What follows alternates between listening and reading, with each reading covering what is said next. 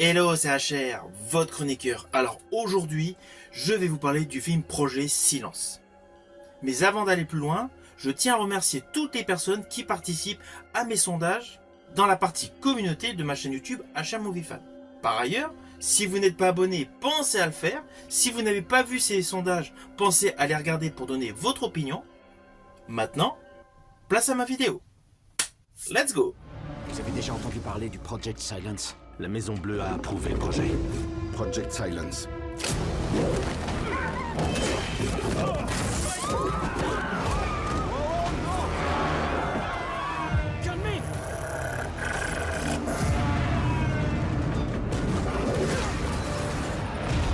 Les chiens se sont tous échappés. Quoi? Papa, reviens tout de suite. Tirez à vue sans hésiter.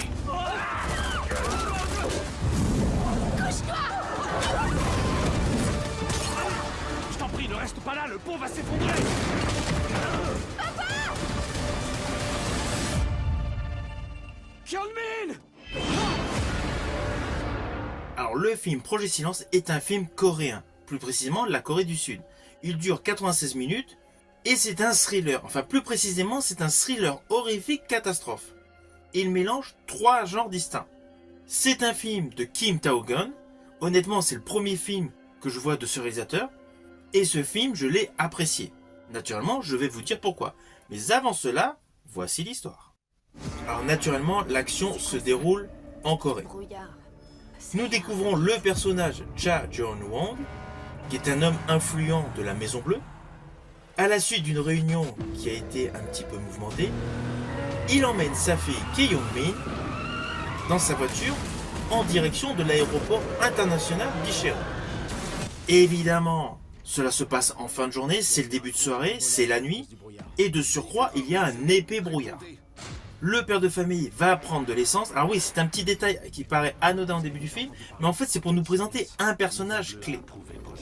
Il va dans une station-service, là il y a une petite altercation vite fait, et il prend la direction donc du pont. Une fois sur le pont, c'est le début de soirée, donc forcément il fait nuit, il y a un épais brouillard. Ah oui, ce que j'ai oublié de vous préciser, c'est qu'en fait, au tout début du film, on nous présente assez rapidement plusieurs protagonistes différents. Une championne de golf, une personne âgée atteinte d'une maladie, enfin bon bref, voilà. On nous présente beaucoup de protagonistes, comme dans tous les films catastrophes. Donc ce père de famille arrive donc sur le pont avec sa fille, et là, par un concours de circonstances essentiellement dû à un chauffard avec une voiture digne de Fast and Furious, il y a un carambolage, un immense carambolage. Alors ce n'est un secret pour personne, forcément sur ce pont, il y a un convoi militaire avec des chiens, et les chiens justement, à cause de ce carambolage, se retrouvent libérés.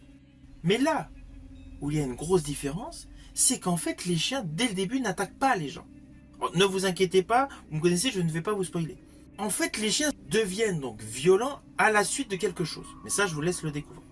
Ainsi ce postulat de début de film est plutôt bon. Surtout à partir du moment où les chiens deviennent violents. Là s'ensuit naturellement une exploitation à 100% donc de ce fameux pont, que ce soit en caméra fixe, que ce soit en drone ou que ce soit en caméra à l'épaule, avec les voitures cabossées dans tous les sens, le décor est en totale adéquation. Alors oui, il y a des CGI, voilà, des effets spéciaux de qualité des fois un petit peu modeste.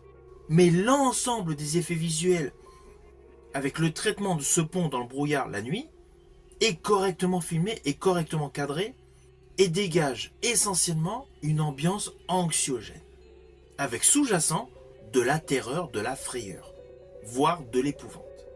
Alors ce n'est pas un film d'horreur à proprement parler, c'est vraiment un thriller horrifique. J'estime voilà, ce n'est pas voilà le truc qui va vous faire peur. Par contre la tension est constante. L'adrénaline est là, et honnêtement, au fur et à mesure des différentes avancées des différents protagonistes de ce film, on y croit. Moi, perso, j'ai vu ce film à 10h du soir. Lorsque je suis sorti du film, je n'étais pas du tout fatigué. Je ne m'étais pas du tout ennuyé. Le film est extrêmement haletant, et même si vous avez une pointe de fatigue, en fait, elle va disparaître. Parce que vous serez complètement capté par l'attention de ce que vous allez voir à l'écran. Et d'ailleurs, ce qui est pour moi la plus belle réussite dans ce film, c'est la conception des chiens. Il est évident qu'il y a des petites modifications informatiques. Mais les chiens ont un réalisme fou. Même lorsqu'ils courent sur le pont entre tous les véhicules pour sauter sur les gens. On se doute que les effets visuels sont là. Mais le réalisme est réussi et la tension est là.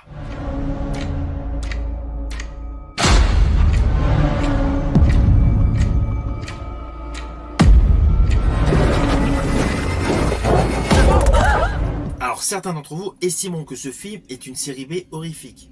C'est clair, mais l'histoire est bonne. L'histoire est fluide, les lignes scénaristiques sont limpides, et tout ce qui est réalisation avec les effets spéciaux démontre une réelle maîtrise. Car au final, ce film est essentiellement un film catastrophe avec une notion horrifique et une notion SF. Oui, parce que les chiens, vous allez apprendre dans l'histoire, forcément il y a un côté scientifique. Et justement, ce mélange de genres apporte une plus-value scénaristique à ce film.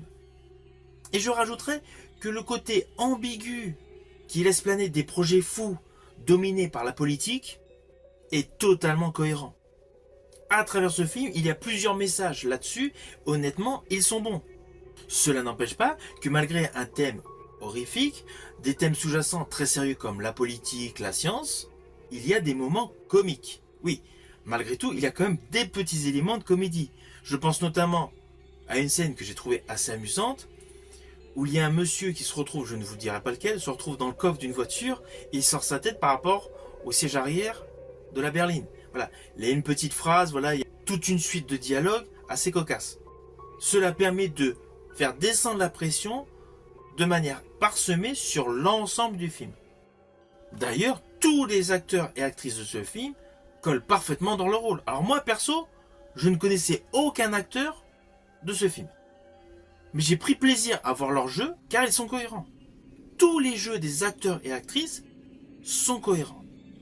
Alors attention à ce que je vais dire, cela s'apparente à un spoil mais c'est plus par rapport à un détail visuel.